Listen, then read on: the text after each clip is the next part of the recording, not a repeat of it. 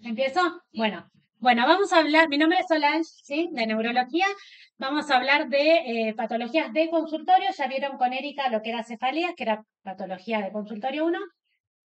El primer tema es parálisis facial, que después pensándolo por ahí es más patología de que ven ustedes en la guardia, porque los padres consultan bastante asustados en la guardia, ¿sí? Nosotros lo vemos un poco más en consultorio. Para hablar de parálisis facial, lo primero que vamos a hablar es del nervio facial, que es el séptimo par craneal, es un par mixto, ¿sí? Un nervio mixto, porque tiene función motora, ¿sí? Y función sensitiva y una función parasimpática. La función motora es la que ya sabemos que inerva la motricidad de la mitad de toda la cara en realidad. Función sensitiva da la sensibilidad de lo que es el pabellón auricular, el dorso de la oreja, el conducto auditivo externo, la membrana timpánica, da la sensibilidad de los dos tercios anteriores de la lengua. Y función parasimpática da la inervación de las glándulas salivales, lagrimales y sudoríparas de la cara. Y por eso tiene una función mixta. Pero básicamente lo que todos sabemos es que da inervación de la motricidad de la cara. Entonces, la parálisis facial se divide en central o periférica y a su vez se divide en congénita y adquirida. Básicamente yo voy a hablar de lo que es la parálisis facial periférica, que es la más frecuente que vemos nosotros.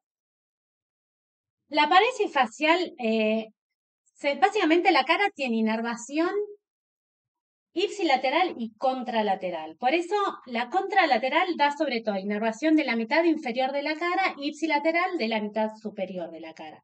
Por eso, si la parálisis es central, que es lo que vemos de aquel lado, lo que vamos a ver es que se va a afectar la parte de abajo de la cara, ¿sí? Y se va a mantener la parte de arriba de la cara. Por eso el ojo va a estar intacto, ¿sí? En lo que es la parálisis central. Si la parálisis es periférica, que sería, o sea, la afectación después de que salió del cerebro, se va a afectar toda la mitad de la cara, entonces va a estar afectado toda la mitad de la cara. Entonces, lo más frecuente es la parálisis de Bell, que es la parálisis periférica, ¿sí? Es la causa más frecuente de parálisis facial adquirida, no congénita, ¿sí? Y es una parálisis periférica, no central. Es aguda, es una neuropatía porque afecta un nervio craneal y es la denervación del tronco del nervio facial desde un trayecto que va desde la salida del tronco del cerebro, ¿sí? Hasta las ramas terminales de la cara. La incidencia anual depende, la edad es mucho más frecuente en adultos que en chicos, ¿sí? En los menores de 10 años es 2.7, ¿sí? Entre 10 y 20 años es 10.1 y en los adultos es mucho más frecuente, 20-25 cada 100.000 habitantes, ¿sí? O sea que no es tan frecuente en pediatría, pero la realidad es que vemos un montón en la guardia. Entonces, ¿cómo lo vamos a diagnosticar? Y esto es lo más importante para poder hacer el diagnóstico, que el diagnóstico es clínico, es viendo cómo tiene la cara el chico, ¿sí? Lo que vamos a ver es que del lado sano, ¿sí? La comisura se va a ir para ese lado, ¿sí? O sea, del lado sano, esta mitad, que sería el lado sano, puede contraer perfecto. O sea, todos los músculos de este sano los puede mover perfectamente. O sea que el ojo lo puede cerrar, la cara la puede contraer, entonces la comisura se va a ir para ese lado. Y el ojo, vos le decís que lo cierre, lo va a cerrar perfecto, que levante la ceja, la va a cerrar perfecta, que ponga la cara enojada, lo va a hacer perfecto. El lado afectado le decís que sonría y el surco nasogeniano no lo van a ver o va a estar mucho menos marcado de lo que está de ese lado. El ojo no lo va a poder cerrar y en vez de cerrarlo, lo que va a hacer es que el globo ocular se vaya para arriba, como para tratar de cerrar el ojo en vez de cerrar el párpado, que va a estar paralizado, el globo ocular se va a ir para arriba y va a poner blanco el ojo, que es lo que se llama el signo de Bell. Le vas a decir, arruga la frente, no la va a poder arrugar, va a estar totalmente lisa, ¿sí? Pone cara de enojado, no va a poder cara de enojado, ¿sí? Bueno, no puede inflar los cachetes, por ahí se le va a caer un poco el líquido.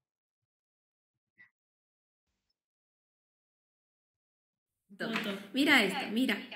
Cerrame los ojitos, a ver. Cerrar los ojos. Cérrame los ojos, Cerrame. Santi. Eso, más cerrado, fuerte, fuerte, fuerte, fuerte.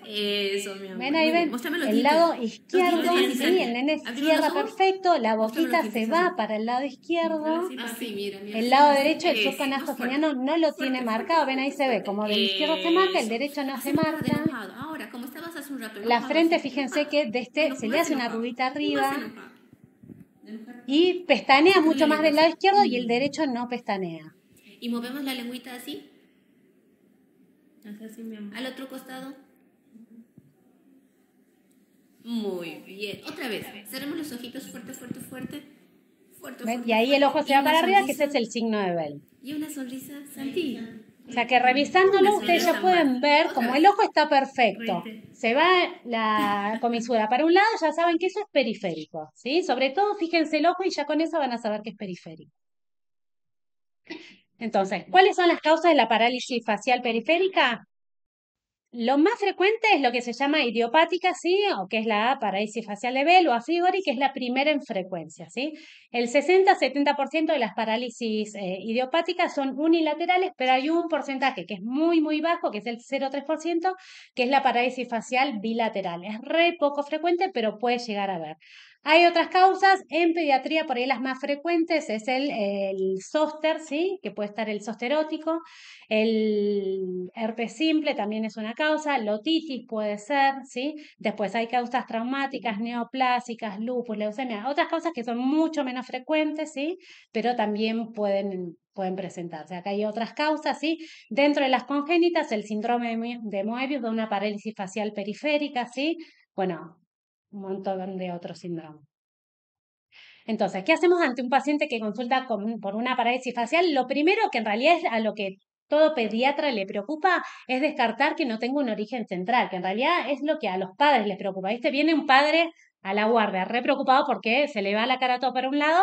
Lo primero que un padre piensa es que tiene una ACV, ¿sí? Lo primero que al pediatra le preocupa es que no tenga un tumor o que no tenga algo a nivel central, ¿sí? Entonces, primero descartar que no tenga un origen central. Si nosotros vemos que el ojo no lo cierra, ya se pueden quedar tranquilos que es periférico, ¿sí? Entonces, una vez que descartamos que tiene un origen central, ya se pueden quedar tranquilos, ¿sí? Después le hacen la otoscopía. Si ven que el conducto auditivo externo no tiene vesículas, no tiene nada, ya saben que va a ser lo más probable una parálisis de Bell. Si en el conducto auditivo externo tiene vesículas, es un Ramsay-Hunt, que es un zosterótico, ¿sí? Con respecto a qué estudios complementarios le tengo que pedir, no hay que hacer nada con la parálisis de Bell. El diagnóstico es clínico y no hay que pedirle ningún estudio, ¿sí? Laboratorio no es tan indicado, no hay que hacerle serologías, no hay que hacerle hemograma, no hay que hacerle nada de nada, ¿sí? A nivel de microbiología tampoco y pruebas de imágenes tampoco, no está indicado hacerle una tomografía. Si estamos realmente seguros que es una parálisis periférica, no hay que hacerle imagen del sistema nervioso central, ¿sí? Obviamente que si tenemos dudas, si no nos queda claro, a veces no es tan claro, no es tan mal pedir una tomografía y no va a pasar nada que le hagamos una imagen. Pero si nos queda claro que es una parálisis periférica, no hay que hacerle ningún estudio. ¿Sí? ¿Qué hacemos una vez que diagnosticamos que es una parálisis periférica? Con respecto al tratamiento, en el 70% de los casos la parálisis periférica es autolimitada. Hay un montón de estudios que evaluaron cuál es la indicación del tratamiento, cuál es la efectividad del tratamiento y cuáles son las opciones del tratamiento. Entre ellos, la vitamina, ACTH, si le doy tratamiento con corticoides, si no le doy corticoides, si le doy corticoides con aciclovir, si le doy corticoides solo. Hay un montón de evidencia que dice que con corticoide la evolución, la resolución de la parálisis es mucho más rápida que si no le doy corticoides, ¿sí? Entonces, pero la mayoría son de adultos, ¿sí? Falta información que sustente el uso tanto de esteroides como la combinación de esteroides y aciclovir en pediatría, pero se vio que con el uso de esteroides se acorta la evolución de la parálisis facial, ¿sí? Y a veces es muy manifiesta la parálisis facial, entonces la indicación es darle corticoides, ¿sí? Los corticoides son 10 días del tisona, 1 miligramo kilo día. Pero la indicación es dentro de las 72 horas. Si el paciente ya pasaron 72 horas de que empezó con su parálisis facial, ya ahí no le puedo indicar más nada, ¿sí? El efecto es si se lo doy antes de los 3 días del inicio. Si el paciente consultó y empezó hace una semana con la parálisis facial, ya no le indico más nada, ¿sí? El uso de aciclovir no está indicado, salvo que le vea que tiene unas vesículas, no lo tengo por qué indicar, ¿sí? Y lo más importante de todo, en la parálisis facial, como lo más comprometido es el ojo, que no cierran el ojo, son las lágrimas, ¿sí? Porque la principal complicación de la parálisis facial es que se lastimen el ojo, hagan una úlcera, así, una queratitis. Entonces, le tengo que indicar lágrimas todo el tiempo en el día y a la noche un parche en el ojo. Eso diría que es lo más importante del cuidado de los chicos con parálisis facial. Sí. En caso de que te vean vesículas, siempre son, digamos, como laterales a donde tiene la parálisis o puede estar en cualquiera de los dos. Por lo general son homolaterales, sí, por lo general, pero sí, pueden llegar a estar en cualquiera de los dos. Pero sí, si le ves la vesícula, ahí le indicas el aciclovir y el corticoide, las dos cosas. Claro, yo digo en la endoscopía. Ah, en la otoscopía sí, del mismo lado, sí. Entonces, con respecto a la remisión, más del 70% remiten en menos de 6 meses, ¿sí? O sea que la mayoría en 6 meses debería resolver, ¿sí? Pero hasta 6 meses pueden tardar en resolver y todos mejoran antes del año. O sea que algunos pueden tardar un montón. No es que yo le indico el corticoide y al mes ya el chico viene y no tiene más nada en la no tiene nada de parálisis. A veces pueden tardar un montón. Esto es para que los dejen tranquilos a los padres si vienen a los 3 meses y todavía tienen un poco de asimetría en la cara, díganle, bien, esto a veces puede tardar, hasta 6 meses pueden tardar en recuperar. El nene que vimos en el video hace un mes que está con esa parálisis, Dani. Ese nene hace un mes que está, ese video es de un mes después de su parálisis, todavía tiene un montón de asimetría. Estos padres. Sí, sí, se quedan. En este nene porque es chiquitito. Una nena de 12 años se muere así, pero bueno, no hay nada más para hacer. ¿Sí? Si vos le explicás que es algo benigno, que va a llevar tiempo, que al año va a estar re bien, lo más probable es que a los 6 meses ya no tenga su parálisis facial, y que es algo bueno, o sí, se quedan tranquilos. ¿Sí? Ahora igual vamos a ver, la indicación es hacerles rehabilitación. ¿Sí? Ahora igual lo vamos a ver. Bueno, y la recidiva entre un 5 y un 7%. Entonces, ¿cuándo está indicada la rehabilitación? ¿Sí? La mayoría de los pacientes se recuperan sin secuela y la mayoría al mes ya recuperaron. ¿Sí? Por lo general, a las 2-3 semanas ya recuperan un montón y al mes están bien, ¿sí? Pero depende mucho de la gravedad con la que tienen la parálisis facial. Hay chicos que están plégicos, o sea, que no mueven absolutamente nada, hay chicos que mueven muy poquito, ¿sí? Hay chicos que es muy sutil la simetría. Se debe mandar a rehabilitación a los chicos que entre las 6 y las 8 semanas tienen muy poca mejoría de su parálisis facial, ¿sí? Porque si a las 6 o 8 semanas casi no mejoraron, lo más probable es que alguna secuela, ¿sí? O alguna debilidad les quede, ¿sí? Pero lo que tenemos que hacer es esperar a que empiece algún signo de que está mejorando su parálisis facial, porque si todavía no hubo ningún cambio en su parálisis facial, significa que el nervio todavía no está reinervándose, entonces no lo puedo mandar a rehabilitarse si el nervio todavía no tiene signos de que está recuperándose, ¿sí?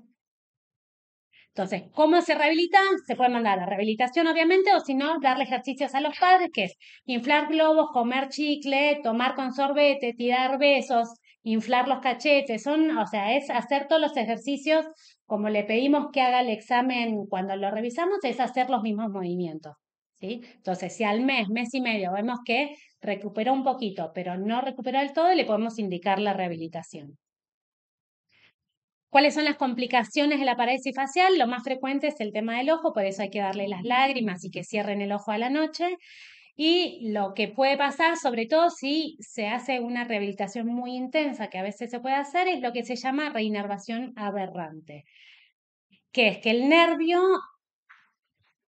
inerve áreas que no debía inervar, ¿sí? Dentro de ellos está lo que se llama el síndrome de Bogorad, que es las lágrimas de cocodrilo. El nervio facial, como les dije al principio, tiene una inervación parasimpática, ¿sí? Que inerva las glándulas salivales y las glándulas lagrimales. La reinervación aberrante lo que puede pasar es que las fibras nerviosas que iban a inervar las glándulas salivales inervan las glándulas lagrimales. Entonces la persona cuando ve comida o tiene hambre, en vez de salivar, empieza a llorar. Un horror, pero bueno, eso puede pasar. Y también puede pasar que hay algunas personas que también es frecuente, es que, por ejemplo, cuando pestanee se les desvíe la comisura de la boca, ¿sí? Entonces pestanea y se le contrae la boca también por una reinervación aberrante, o sea, las fibras que inervaron, o sea, la parte palpebral, también inervan la desviación, la comisura labial, entonces pestanea y se les desvía la comisura, ¿sí? Esas son complicaciones de una reinervación aberrante. Y esto puede pasar como complicación en sí de la parálisis facial o como una complicación cuando se hace una rehabilitación muy intensa. Por eso tampoco está indicada tanta rehabilitación. Entonces, ¿qué nos debe hacer pensar que no es una parálisis de Bell? ¿Sí? Primero, lo más fácil, ¿sí? O lo que nos debe decir esto es una parálisis central es cuando los músculos frontales y el ojo no están afectados, ¿sí? Cuando vemos que tiene una parálisis facial y a las 3 semanas lo volvemos a ver y está peor todavía de lo que lo vimos nosotros, ¿sí? Cuando a los 4 meses no recupera absolutamente nada o cuando tiene parálisis recurrentes siempre del mismo lado, ¿sí? Cuando es siempre del mismo lado nos tiene que hacer pensar que hay algo de ese lado que está generando la parálisis, ¿sí? En estos casos, sí o sí, obviamente lo tiene que dar neurología y ahí lo que hacemos es una resonancia para evaluar el nervio facial, ¿sí?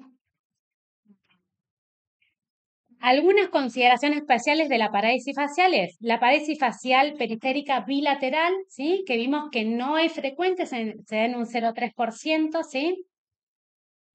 Dentro de la parálisis facial bilateral, sigue siendo la causa más frecuente la parálisis de Bell, ¿sí? O sea, si bien es muy poco frecuente, la más frecuente de la parálisis facial bilateral es la parálisis de Bell, o sea, la idiopática, ¿sí? Pero representa un tercio o menos de un tercio de la parálisis bilateral. Sin embargo, siempre que tenemos una parálisis bilateral, tenemos que descartar alguna enfermedad grave, ¿sí? Obviamente hacer una historia clínica completa, examen neurológico, análisis de sangre y sí o sí una imagen del sistema nervioso central. Dentro de las causas hay un montón, pero está la enfermedad de Lyme, el síndrome de Moebius, que está en la bibliografía, pero el síndrome de Moebius en realidad es congénito, o sea que no debería estar entre las periféricas adquiridas. Un Guillain-Barré es causa de parálisis facial bilateral, si bien se presentan con otra clínica porque dan debilidad de miembros inferiores o una debilidad generalizada. Neoplasias, dentro de ellas la neurofibromatosis tipo 2, que da tumores a nivel de los pares craneales, las leucemias, traumatismos, malformaciones vasculares, o sea, hay un montón de otras patologías graves que tenemos que descartar en un chico que se presenta por primera vez con una parálisis facial bilateral.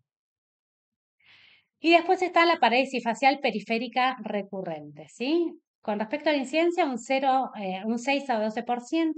Es más frecuente que la parálisis facial recurra en los primeros 2 años de una primer parálisis periférica, ¿sí? Y dentro de la parálisis recurrente está lo que se llama el síndrome de Melkersson-Rosenthal, ¿sí? Que es un síndrome neurocutáneo, tiene una causa desconocida, se piensa en una etiología genética mezclada un poco con adquirido, con una alteración del sistema inmunológico, y se caracteriza por una tríada que es bastante característica, que es una parálisis facial recidivante alternante, o sea, derecha-izquierda, izquierda-derecha, de cualquiera de los dos lados, con un edema de labios y párpados y arrugas o surcos en la lengua, ¿sí? El tema de esta tríada es que puede ser oligo o monosintomático, o sea, se puede presentar con las tres cosas o se puede presentar con una sola cosa, ¿sí? O sea, se puede presentar un día tiene una parálisis facial, en otro momento tiene un edema de los labios, ¿sí? En otro momento se presenta con una parálisis facial, el edema, ¿sí? Y en otra crisis, las lesiones en la lengua. O sea que es bastante difícil de diagnosticar, pero puede presentarse, ¿sí? Y muchas veces se presenta solamente por episodios repetitivos de queilitis angular, ¿sí? Y es frecuente que se asocie a patologías autoinmunes como enfermedad de Crohn, sarcoidosis o tiroiditis de Hashimoto. Sí, Cuando vos decías que una parálisis recurrente siempre del mismo lado tenemos que empezar a pensar en la central, sí, a partir de, digamos, porque puede pasar que recurran, digamos, no es algo así, sí. a partir de cuántas parálisis no empezaría a decir, bueno, deberíamos empezar Y a partir de la tercera parálisis, ahí la tenés que estudiar. Sí. La segunda decís, bueno, puede ser casualidad. En la tercera ya amerita por lo menos hacerle una imagen. Bien, siempre que Sí. sean... Siempre que sea del mismo lado. O sea, porque si es del mismo lado, ese nervio algo le está pasando. Si es de lados distintos, puede ser esto. Bien. Entonces, en este caso, se ve la nena con la desviación muy sutil, en este caso, de la comisura hacia la derecha, la lengua con esas arrugas y el edema de la boca del lado izquierdo, que sería este síndrome. Estas son las causas de parálisis facial recurrente, que hay un montón. Dentro de las primeras está el síndrome pero puede ser la neoplasia del nervio facial, enfermedades del hueso temporal, ¿sí? Varoparesia del nervio facial es frecuente que se dé en los buzos, que es por lesión de a nivel, por lesión de, bueno, por la presión, ¿sí? En los buzos o en los pilotos, ¿sí? Enfermedades autoinmunes, ¿sí? Y en todos los casos de parálisis facial recurrente, los estudios radiológicos están indicados. Y son dos estudios básicamente. La tomografía computarizada, ¿sí? Del hueso temporal, ¿sí? Porque en la resonancia no se ve el hueso, o sea, tenemos que ver el hueso temporal, y una resonancia cerebral con cortes finos de tronco para ver los pares craneales. Y después hay otros estudios, pero depende de la clínica del paciente. Pero básicamente en cualquier paciente con una parálisis facial recurrente, una tomografía del hueso temporal y una resonancia con cortes finos de tronco. ¿Alguna duda hasta acá? Cuando estamos frente a una parálisis facial periférica, pareciera una parálisis breve, Sí. ¿podemos seguir nosotros como pediatras? Siempre tenemos que derivar a un neurólogo. No, lo pueden seguir tranquilamente ustedes, sí. Por ahí Sí. la recurrente, ahí sí. La recurrente sí, sí, la recurrente sí, pero una parálisis facial común y corriente le indican corticoides y lo tienen. Exactamente, sí. Sí, sí, pero sí, tranquilamente lo pueden seguir ustedes, sí. Bueno, vamos con algunos casos, para que me digan ustedes qué es lo que ven. Ahora intenta mostrarme los dientes, pero así. ¿Podés? Y cerrar los ojos, ¿Qué tiene? abrilos, saca la lengua, Perfecto. ¿Y qué hacíamos en una parálisis periférica mueve la bilateral? lengua para arriba, pero hacia afuera. Perfecto. Ajá. Perfecto. Y más, en esta nena, Para un lado, aparte para que allá. obviamente tiene Para el una otro. leucemia, ¿sí? Esta nena se hizo una resonancia y tuvo una Adentro de la recaída del lengua. sistema Muestra, nervioso central, ¿sí? Pero bueno, es una parálisis facial Ahí. bilateral, ¿sí? O sea, tiene un signo de Bell en los Intenta dos reírte lo más ojos, que ¿sí? puedas. No tiene ninguna contracción Ahí de estás ninguno de los intentando. músculos. Aparte que encima tiene una Mostrar leucemia, los o sea que dientes. sin duda le vamos a hacer una imagen del sistema Mostrar los nervioso dientes. central, pero siempre en la parálisis bilateral Más que la eso, tenemos que ¿no? estudiar. ¿Este nene?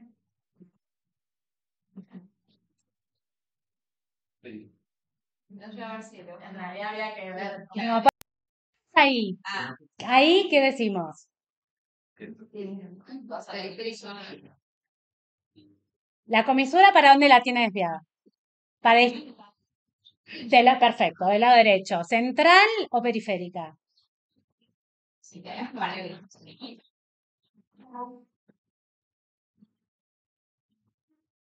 ¿te parece más chiquito? Perfecto. Bien, hasta ahí no sabemos, porque el ojo todavía no sabemos.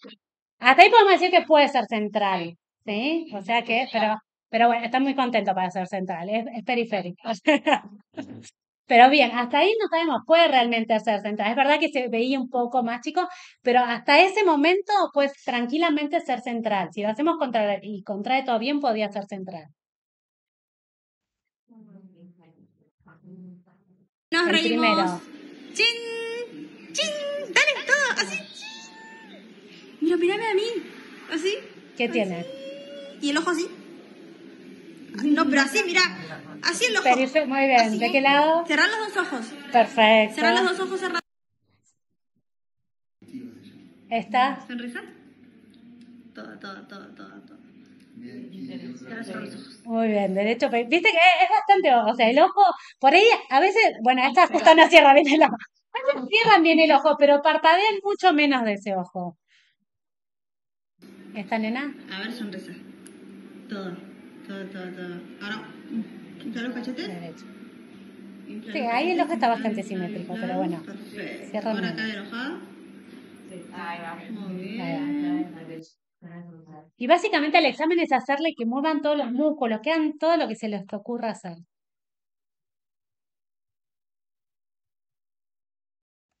¿No? Ellos no sienten dolor, nada, o Nada. hormigueo, así, ¿no? A veces pueden sentir un poco de hormigueo, pero después no deberían sentir más nada. ¿sí? No, y dolor no deberían sentir. Esta nena acá está o llorando o sonriendo, cualquiera de las dos cosas puede estar hacia cualquier emoción que tiene.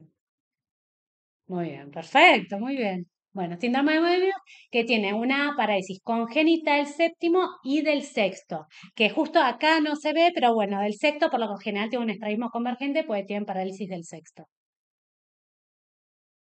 Acá. Perfecto. Muy bien, muy bien. ¿Y la parálisis de qué? Perfecto, la lengua escrotal se llama, para que sepan. Eh, el síndrome de la parálisis recurrente. ¿Y la parálisis de qué lado? Bien, muy bien. ¿Y este? ¿Qué tiene?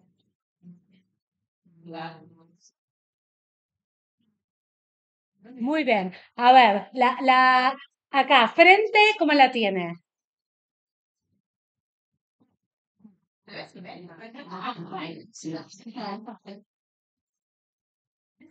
Bien, frente simétrica, ojos simétricos, hendiduras palpebrales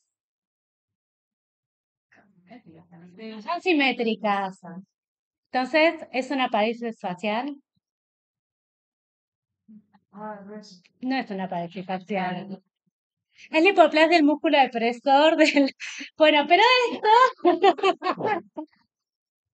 no, pero esto es un motivo bastante frecuente de neonatología. Le falta el músculo de acá, ¿sí? O tienen una hipoplasia o una agenesia de la borla del mentón o el músculo depresor del ángulo de la boca. Y por lo general en neonatología te llaman para estudio de la parálisis facial. Y son chicos que tienen toda esta parte resimétrica, ¿sí? Porque de hecho vos lo ves acá, o sea, si vas viendo por partes es todo simétrico, pero cuando se ríen, una parte baja y la otra no baja.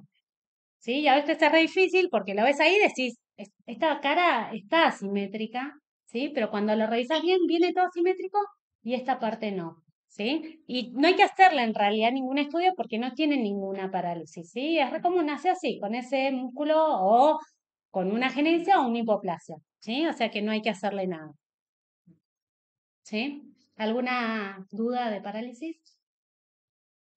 ¿Nada? En la central los surcos están, digamos, no se respetan. Los surcos tienen, es solo el ojo, los surcos tienen que estar uno borrado y el otro normal, exactamente. Sí, solo el ojo y la frente, eso es lo que tiene que estar diferente. Sí.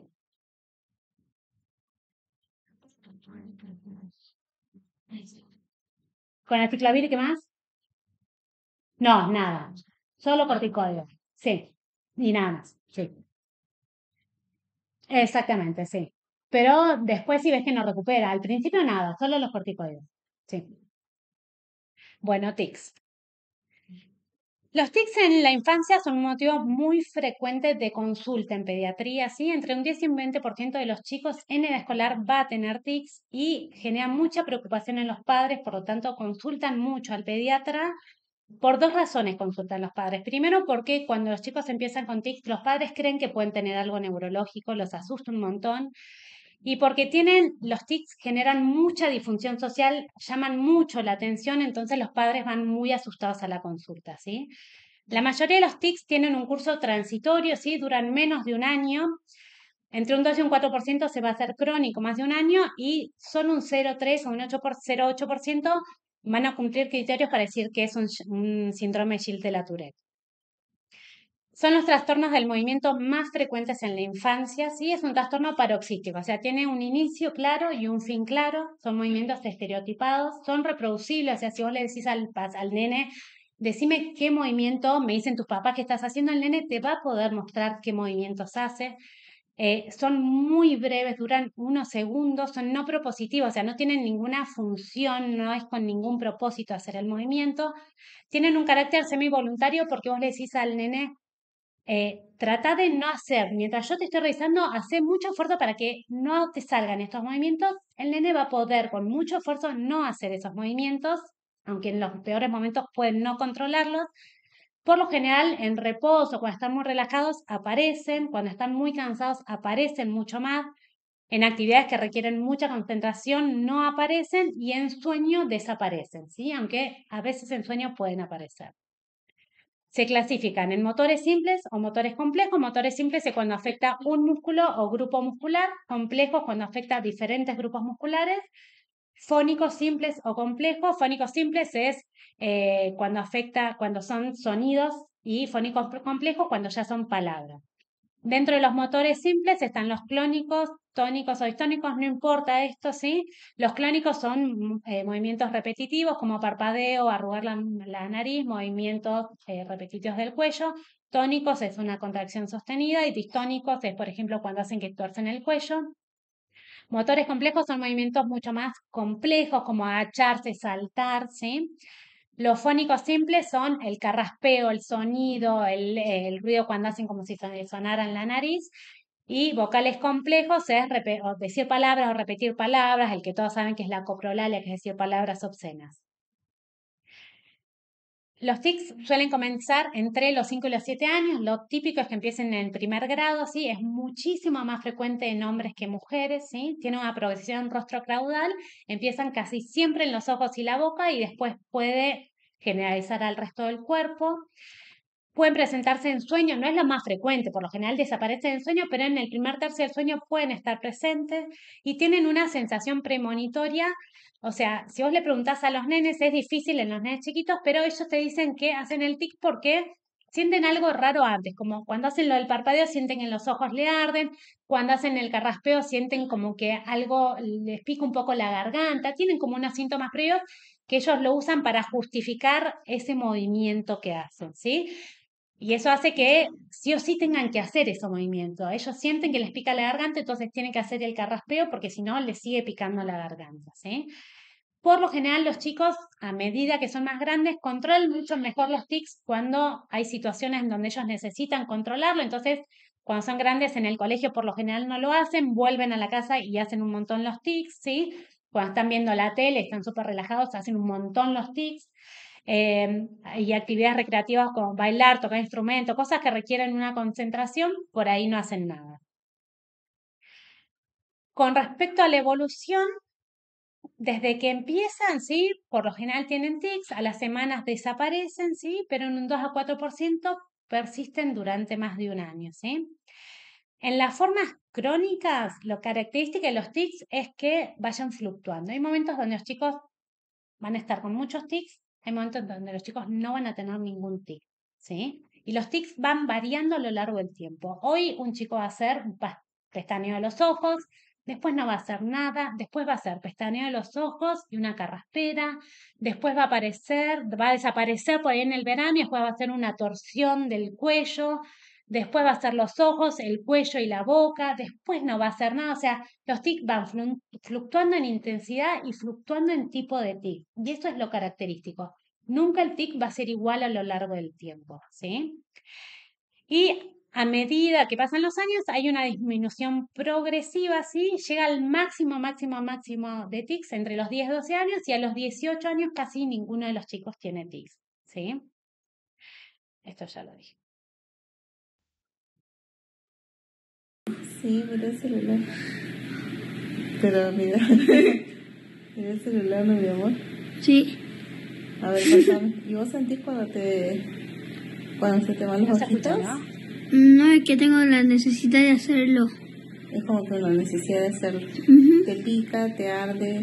No me pica ni me arde, tengo la necesidad de hacerlo nomás. Ajá, y cuando estás así concentrado, cortando algo o haciendo tu tarea, ¿lo haces? Sí. ¿Sentís que lo haces? Sí. ¿Pero te distrae de lo que estás haciendo o es como que seguís normal? Como que me distrae. Te distrae y volvés a continuar. Esto por ahí lo diferencia un poco de las ausencias, que a veces algunos por ahí Me dicen puede pierdo ser un poquito ausencia, en ese que el nene momento, está después reconectado, lo hace cuando todo el vuelvo a tiempo. Una repetir, ausencia se desconecta ¿viste? y no te sigue contestando nada, ¿sí? ¿Te pasó mucho esta mañana en el colegio hoy? Sí, pero me hace hacer esto, no. Bien. Me duele mucho aquí. Te duele ahí, te hace hacer eso, ¿sí? ¿Vos sentís algo antes de que se te mueva la cabeza? ¿Vos tenés alguna sensación y que Como vos... nervios. Pero si tenés alguna sensación en el cuerpo que a vos te avisa como que se te va a mover la cabeza para el costado, por ejemplo hormigueo, como que vos ya sabes que te viene el hormigueo y la cabeza se te mueve, o no te pasa eso. Te agarra así de la nada. De los nervios. La sensación esa premonitoria no todos los chicos te la saben decir, es re difícil, hay chicos que nada, ni siquiera saben que tienen tics. Hacelo vos. ¿Cómo haces con la cabeza? ¿Ese y cuál más? ¿Qué otro movimiento? ¿Cuál? Haces como un sonido con la boca. ¿Cómo es? Hacelo vos. Siempre si le preguntan cómo es lo que vos haces, ellos te van a decir cómo lo hacen, qué es, ¿Cómo es? Y lo pueden reproducir y ahí ya sabes que es un tic. Si ellos te muestran cómo lo hacen, ya sabes que es un tic. A ver, ¿cómo haces? Así me detengo porque me traba. Camina, ven. Vení. Camina, ven para allá. Filmalo. Ese es un tic ya más complejo, ya afecta a varios grupos musculares. Ahora, volvé, gira y volvé para allá.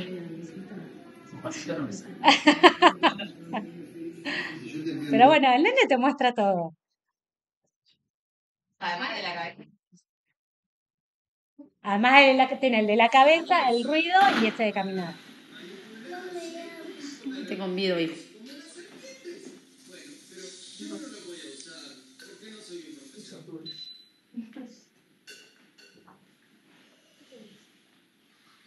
Dame, Iker, si no tiene nada. Alcanzámelo, por favor. Bueno, ahí hacía lo de los ojos y también lo de la cabeza, pero él sigue haciendo la actividad normal. No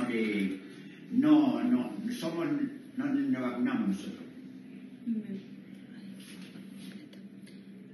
Mostrame lo que hacías hace 3 años con los ojos.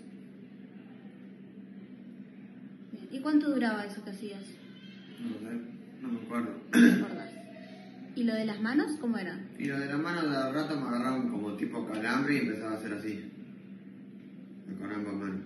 Porque como que sentía como molestia. ¿Y ahora qué es lo que haces? Y ahora de rato estoy así normal, ponele viste que estoy así, ¿no? Entonces me agarra a hacer así. Y también lo movimiento. Y eso. Bueno, ahí tienen re complejos, fónicos, todo tiene.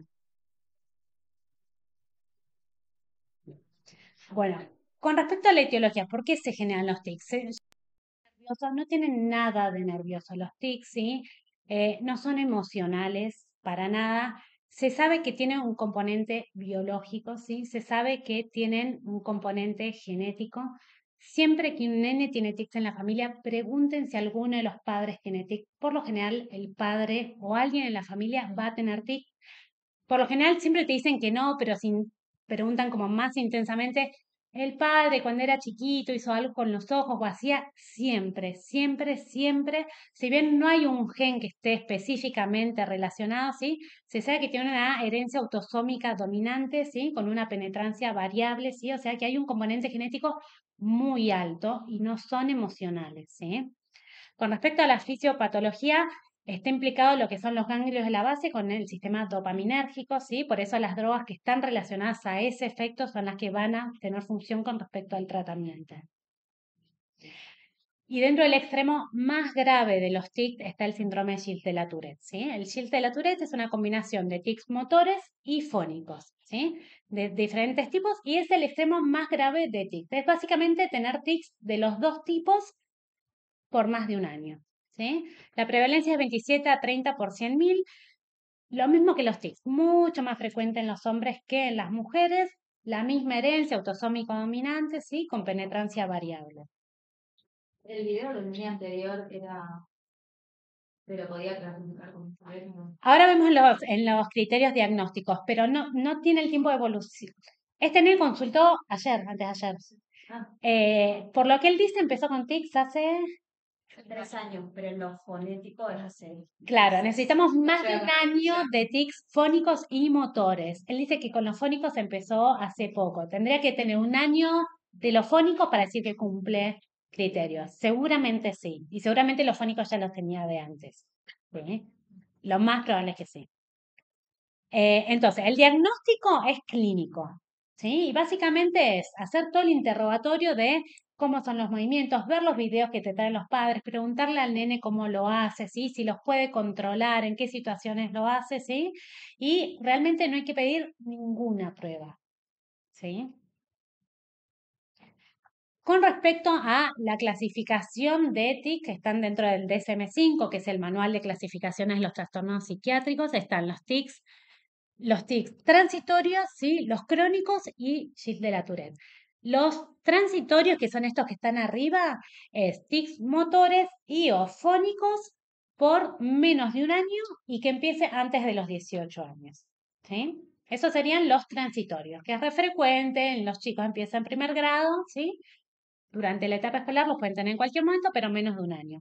Los crónicos es exactamente lo mismo, pero por más de un año. Y Gilles de la Tourette es fónicos y motores, los dos no necesariamente juntos en el mismo momento, pero tienen que estar presentes los dos tipos de tics por más de un año con inicio antes de los 18 años. ¿Sí? O sea que básicamente para diagnosticar Gilles de la Tourette, que tiene un montón de connotación negativa cuando uno hace ese diagnóstico, tenés que tener tics por un tiempo largo, ¿sí? Y nada más que eso. Pero ahora vamos a ver por qué tiene una connotación tan negativa. El problema de los TIC y sobre todo el Gilles de la Tourette es las comorbilidades que puede llegar a tener, ¿sí? Y dentro de las comorbilidades está lo que es el trastorno por déficit de atención, ¿sí? Que es el trastorno más frecuentemente asociado a los TIC, ¿sí? Entre un 10 y un 20% de los pacientes con un déficit de atención va a presentar TIC y un 50 a 80% de los pacientes con un Tourette va a tener un trastorno por déficit de atención, ¿sí? Entonces, en todo paciente que veamos con tics o con un Tourette sobre todo, tenemos que preguntar un poco cómo le va en el colegio, ¿sí? Es algo que cuando en el consultorio vemos a alguien con tic, tenemos que preguntarle, ¿va bien el colegio? ¿Presta atención? ¿Los padres del colegio alguna vez te llamaron, te dijeron que le costaba? Por lo menos preguntar, ¿sí? Si te dicen, no, en el colegio le va re bien, nunca me llamaron nada, bueno, por lo menos te dicen que está todo bien, ¿sí? El trastorno obsesivo compulsivo es otra comorbilidad que está muy, muy asociada, ¿sí? Se aprecian tics en el 25-65% de los casos de los chicos con trastorno obsesivo compulsivo, ¿sí? O sea que es bastante frecuente. Los trastornos del sueño también son muy frecuentes en los chicos que tienen tics. El trastorno de aprendizaje es muy frecuente también en el Tourette, sobre todo. Desde dislexia, discalculia, cualquier tipo de trastorno de aprendizaje. Y después otros trastornos psiquiátricos, trastorno de ansiedad, trastorno del estado de ánimo, trastorno del control de ira, trastorno de la conducta. O sea, todos estos trastornos pueden estar asociados sobre todo al trastorno de Tourette. Por eso es que Tourette, cuando uno lo nombra, está tan mal visto, ¿sí? Porque todas estas cosas pueden estar asociadas. Pero puede ser que un chico tenga Tourette y que tenga tics y nada más que tics, ¿sí? Que tenga una vida totalmente normal y no necesite nada y tenga tics y nada más.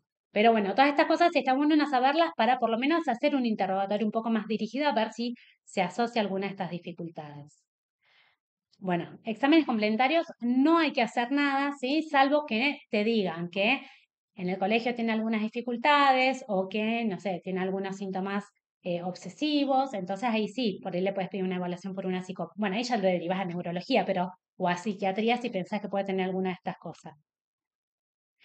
Con respecto al tratamiento, la mayoría de las veces los tics no suelen generar ningún problema, ¿sí? Una cosa es el problema que le genera al chico el tic y otra cosa es el problema que le genera a los padres. Por lo general los tics a los nenes no les suele generar grandes problemas, sino que son los padres los que más problemas les genera porque llaman mucho la atención los tics y los padres se preocupan mucho por el qué dirán cuando los nenes están haciendo estos movimientos, ¿sí? La realidad es esa. Entonces, lo primero que vos le tenés que explicar a los padres es que los tics son algo benigno, ¿sí? Que no es ningún problema neurológico, que no hay que hacerle ningún estudio, que la mayoría de los chicos a lo largo del año o en unos meses van a desaparecer los tics, que no hay que hacer ningún tratamiento, que no hay que decirle nada a los nenes, que va a resolver y que después de que termine la primaria no van a tener tics, ¿sí? Ya diciéndole eso a los padres, la mayoría de las veces se quedan tranquilos. Hay que decirle a los padres que no le digan nada al nene, porque cada vez que el nene hace tic, ¿y por qué lo haces? ¿Y cómo lo haces? Y no lo hagas, y cuidado, están todo el tiempo hablándole al nene los tics, y a los nenes decirle eso les genera mucha más ansiedad y hacen mucho más tics. Cuando vos les explicaste eso a los padres y dejan de insistir tanto en los tics del nene, el nene deja de tener tantos tics, los padres están mucho más tranquilos y ya están todos como no tan ansiosos. Y en segundo lugar, hablar con el colegio, porque el colegio también muchas veces llama a los padres porque ve estos movimientos en los nenes y también genera mucha más ansiedad en los padres. Entonces, por ahí, hablar con el colegio, hacerle una nota y decirle, mira, tiene tics, son normales para la edad, no hay que hacer absolutamente nada, no hay que llamarle la atención, explicarle a sus compañeros que es algo normal, que va a desaparecer a lo largo del tiempo y ya todos están un poco más felices y el nene nadie lo molesta. En los casos en los que lo afecta mucho al nene, porque a veces los tics pueden empeorar muchísimo y realmente afectar la calidad de vida del nene, hay dos opciones. Una es el tratamiento no farmacológico, que es el tratamiento cognitivo-conductual. Al psicólogo en general, no hay que mandarlo nunca, pero sí un psicólogo con una orientación cognitivo-conductual, ¿sí? Que es el tratamiento de reversión hay dos opciones, reversión de hábito o intervención global del comportamiento para tics. No importa, pero es un tratamiento cognitivo-conductual, lo hacen los psicólogos cognitivos. Lo que hacen es esa sensación premonitoria que tienen los chicos, esa sensación de que les pica la garganta, que le arden los ojos, lo hacen como muy consciente, hacen que el chico se haga muy consciente de esa sensación para que en ese momento ellos conscientemente aborten el movimiento, ¿sí? Por lo general entre 5 y 10 sesiones les alcanza y con eso muchas veces dejan de tener los tics. Y eso tiene una evidencia A, ¿sí? Grado A. O sea que es re bueno ese tratamiento y es solamente con un tratamiento con psicólogo. En los casos en los que el tratamiento no se puede hacer, es re difícil conseguir los psicólogos que hacen este tratamiento o que se hizo ese tratamiento y no hubo forma, no mejoró. La otra opción es medicación farmacológica. Y hay dos tipos de tratamiento, agonistas alfa-adrenérgicos, clonina o anfacina, o antipsicóticos, haloperidol, risperidona, aripiprazol. ¿Sí? Obviamente ahí o psiquiatría o neurología. ¿Alguna duda de tips? Con el tema de las causas que te preguntan por qué los tienen, Sí. esto obviamente será nervioso, que es lo que siempre Sí. nervioso no, pero que por ahí o con el celu, ¿viste? Como uno a veces se queda Sí. sin herramientas de decirle de por qué le pasa Sí. eso al nene. ¿Qué le decimos? ¿Qué le decís vos? Sí, yo lo que les hay una causa. No, yo lo que les explico es que los tics se generan, tienen una causa neurológica benigna, ¿sí? Que se generan en una parte del cerebro que se encarga de los movimientos que se llama ganglios de la base. Les explico eso para que sepan que no es un zarazo, ¿sí? Y que por algo madurativo, durante la época escolar, esa parte funciona un poco más o menos mal y hace que tengan los tics y una vez que termina de madurar desaparecen. Y por eso en edad escolar, esa es una zaraza total, pero bueno, a los padres les sirve para entender, no me voy a poner a explicarle los movimientos anormales de los ganglios de la base. Y por eso se generan en esa área y después cuando termina de madurar desaparecen los tics. Pero así le explico que tiene un origen en una parte del cerebro que se llama ganglios de la base, por eso el tratamiento con psicología o la parte emocional no tiene nada que ver. Sí, les explico. Cuando te dicen que por ahí se acentúan con algunas cosas, por ahí que eviten eso, no sé si usa el celu, que por ahí se acentúa con eso. No, leo que no, o sea que se puede, sí, el celu nunca. No, sí, les digo que se puede acentuar cuando están muy cansados, ¿sí? O cuando están muy nerviosos, a veces puede pasar como cualquiera, que se acentúa cualquier cosa cuando están nerviosos, pero que en realidad si se acentúan los tics mientras al nene no le genere ningún problema, no hay ningún problema que se acentúen los tics. Que la indicación de tratamiento de los tics es si al nene le trae un problema. Que eso es lo que yo les explico en la consulta. Si al nene le molesta, vuelvan y me consultan. Si al resto de las personas le molesta, no nos importa, porque en realidad el problema lo tiene que tener el nene. La mayoría de las veces los nenes ni se dan cuenta y muchas veces los compañeritos tampoco. Una vez que a los nenes, el mismo paciente le dicen, no, sí, son tics, me vio la médica y me dijo que no es nada, los nenes ya no dan bola. El gran problema son los adultos, porque a veces son re manifiestos los videos. El último video que vimos es horrible, pobre nena, realmente es terrible. Pero bueno, es aprender a que no darle atención. Entonces, el gran problema es social de los tics. Ese es el tema. Pero sí explicarle el origen que tiene. Ya cuando ellos saben que es algo benigno, que tiene una justificación que es de una parte del cerebro, se quedan un poco más tranquilos. Que decirle que es nervioso, pues si le decís que es nervioso es como que ya,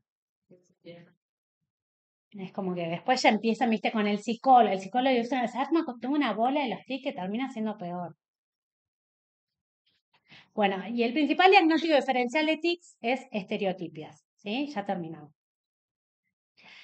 Las estereotipias están también dentro de los trastornos del movimiento hiperkinéticos, al igual que los tics, ¿sí? Son un movimiento involuntario, los tics eran semivoluntarios, es un movimiento coordinado, también es no propositivo y rítmico, que tiene dos características básicas, que es que puede suprimirse con la extracción del paciente, ¿sí? Que no es lo mismo que los tics, y que no impide la realización de una actividad motora.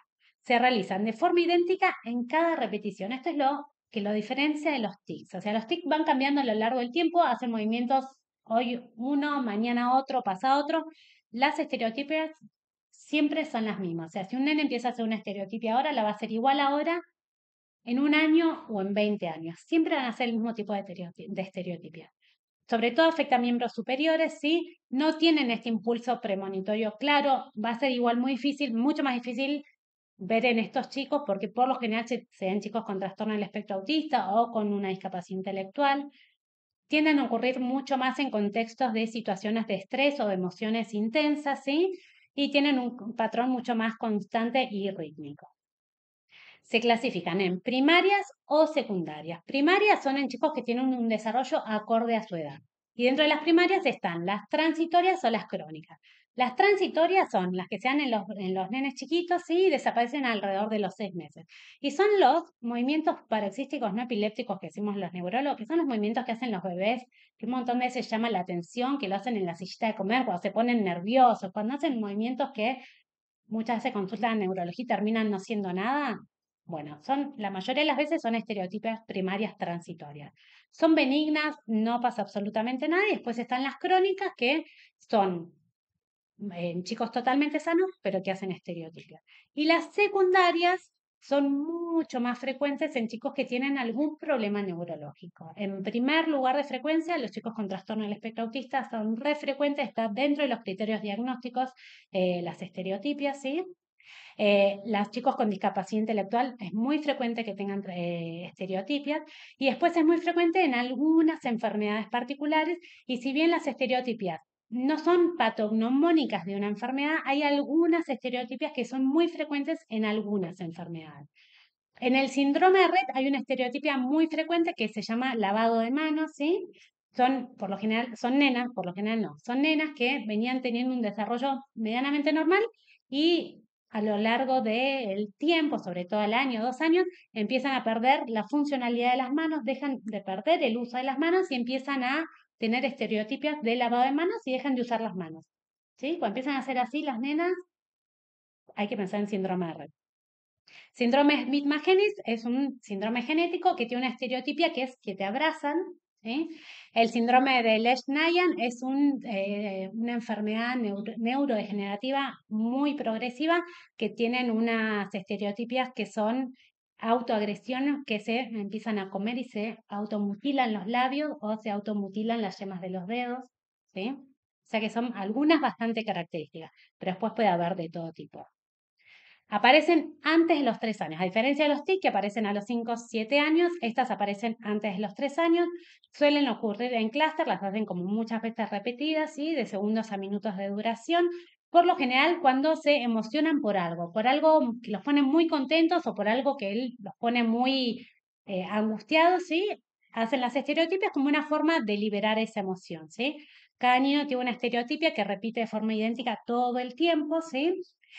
O sea que la van a hacer todo el tiempo igual. Durante todos los años que hacen estereotipias van a ser igual. Por lo general pueden sumar más o menos movimiento en la estereotipia, pero va a ser siempre igual.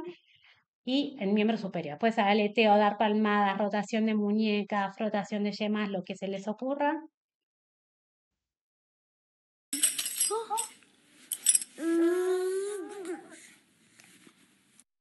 Eso que hizo la nena, una estereotipia transitoria primaria, una nena sana. Como alterada. Y por ahí se le pasa y se Esto, ríe, ella se ríe sola. una estereotipia en línea media, esta, no sé qué diagnóstico tiene, No, pero no, hay está que un rato, pensar capaz en que un está red. una hora despierta, jugando ella sola porque yo no le prendo ni la tele. Y después ya empieza a llorar, bueno, la agarro yo porque me boca abajo ella. O le hago así y se duerme. Pero que sí noto que Y se está eso es despertando otra muy estereotipia. alterada.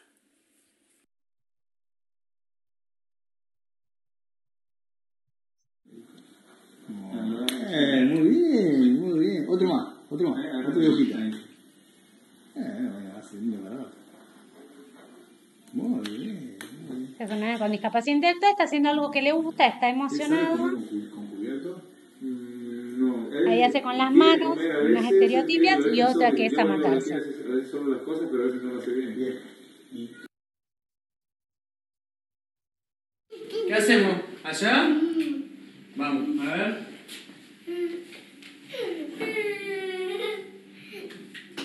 Eso, muy bien. Esto también, que lo pongo también allá. Bueno, el diagnóstico es clínico, ¿sí?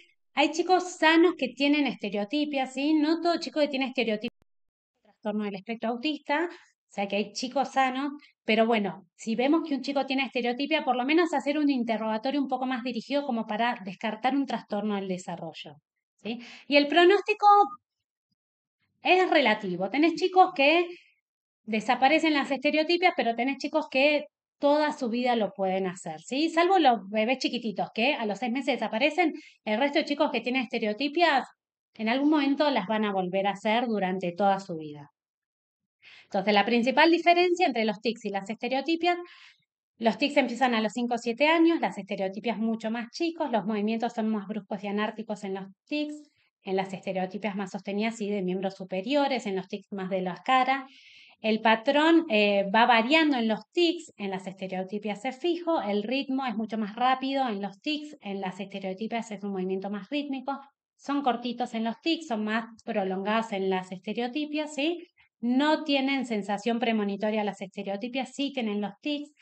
En los tics desencadenantes solamente el cansancio, después no hay otros desencadenantes, en cambio en las estereotipias las emociones intensas puede haber. Los tics se pueden suprimir con un esfuerzo muy consciente. En las estereotipias, si vos lo distraes, le decís, vení, vamos a hacer otra cosa, van a desaparecer.